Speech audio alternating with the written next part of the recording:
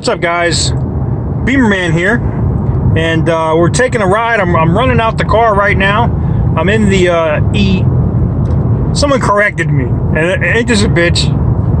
Channel called Beamerman, and I don't know my car is an E64. I'm so used to having the M6 hardtop. If you guys remember my black M6 hardtop from 2010, that's my bad.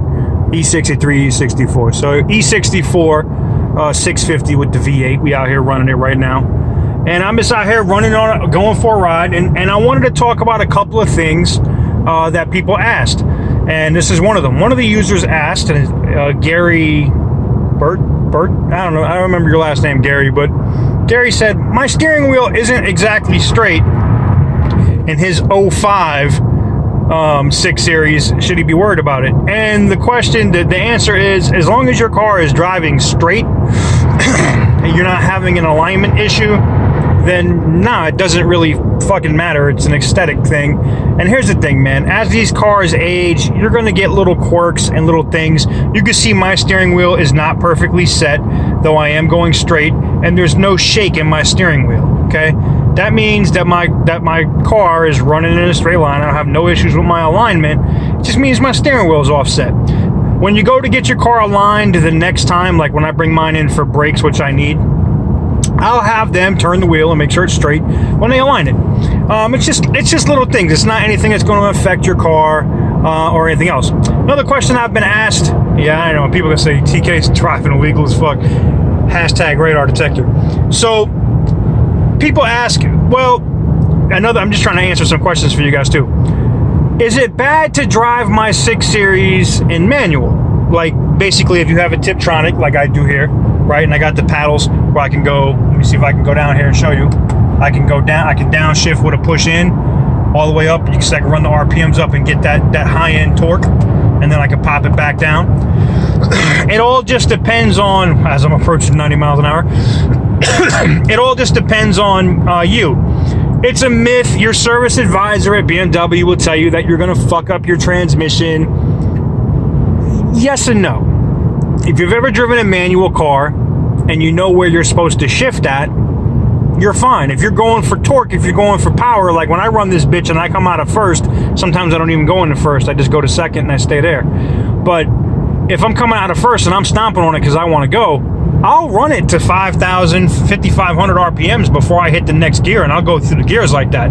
That's if I'm trying to run somewhere in a hurry, like in a straight line. But outside of that, man, I shifted at like 2,500, sometimes 3,000 RPMs if I want to be loud, and I have zero issues with the car. Absolutely none. My transmission does not fuck up. Now, I will tell you this. Another question I had, someone said, hey, when I shift my 6 Series into reverse, it takes 2 or 3 seconds before the gear actually engages and starts going backwards. That could be two things. That could be transmission problems, or if you're around 55 to 60,000 miles or higher, I had to change mine out at 68,000. That's when I did my fluid change. You basically need to change the fluid. Now, I know your service advisor at BMW is going to tell you, well, that's a sealed thing. You can't do it. That is true. They do basically stick a hose in and they suck all the fluid out. And then they pump new fluid back in. Now, you want to make sure that they suck all the shit out because you don't want to have any of those particles and other shit that may be in there. Now, they also analyze the fluid when they pull it out, and if they see particles of metal or other things, then you're looking at other issues that are transmission issues. While your mechanic is there, if you're doing it yourself, it doesn't hurt for you to make sure to check that rear main seal. That's the main seal that you get there from your transmission into your engine, to make sure you don't have an oil leak, because that's a common problem with this car too, whether you have the hardtop or the convertible E63 or E64. So check that out as well.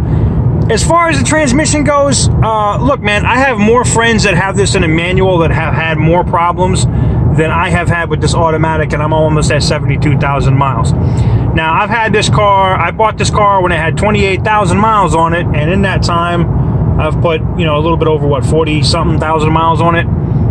So, there is that.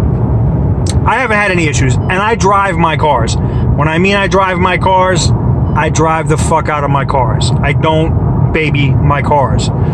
Whether it's the Audis, you got to see my A8s, even the i3, right? Even my electric shit. I dog it. I run it, man. I drive my cars. I have fun. My BMWs, for you guys that are always like asking about the collection, right? My collection of BMWs, all of them, they're not toys. They are transportation, whatever you want to call it, but they're fun. They call it the ultimate driving machine for a reason, and it's one of my things. I just like it. So I wanted to answer those questions. Let's see. Another question I had was, sometimes when I'm trying to shift into reverse, it'll get to neutral, but I can't get it. I have to like jiggle it and shit to get it into reverse. Another common issue on the E60 as well. My 528 had the same fucking problems. Basically, all you have to do, it's not really the shifter. Just make sure you've engaged the button appropriately, because most of the time it's just the button hasn't been pressed hard enough. And if you're still having those issues, you may have to replace this component. But that's it. It's not nothing crazy expensive. So there's that. I want some people were asking me some questions. Let's see. I got another one here, and I'm sorry, guys. I'm actually driving, but I'm also going off the BlackBerry. Look, Mom, no hands. I'm going off the BlackBerry. Believe me, I'm an expert knee driver. Actually, this thing will just drive in a straight line. I don't even have to touch it. Let's see. What else is there? Why is my car drive with a lot of lag in drive and not when I put it in a sport mode? Common sense. The computer throttles down everything, and it takes longer for you to get up to speed. If you have a 6 Series, it's a touring car. Yes, the M6 is a monster. It's still a touring car. It's not a drag car, man. It's not a goddamn Hellcat. It's not an M3. It's not running like a rape tape. It's meant to go out on drives and get it up to speed and haul ass and do what you want and get into the turns and have fun with it. It's not meant to do 8-second quarter miles and shit. You know what I'm saying? It's not going to do... someone's going to say I'm wrong. It ain't doing a 10-second quarter mile. It's not happening. It's a big, heavy touring car. Now, will you get a little bit more performance if you're over here in sport or manual mode? Of course. Of course you're going to get it. You're going to have quicker times, 0 to 60, obviously, and you won't have that lag when you're trying to accelerate to get around somebody. Like for me, I just drop the gear, and I'll pop up to 4,000 RPMs, and then there's my torque. Then I had, that's the part of the power when I can just punch on it. That's why I run my car in manual, because I can't deal. It's not lag. This car doesn't have like turbo lag. You don't have to worry about that with this car. It just, it doesn't go, so to speak. And that's just been my experience with the E63. With the E64. Now the E63 with the M6, I really didn't have that. That was a V10.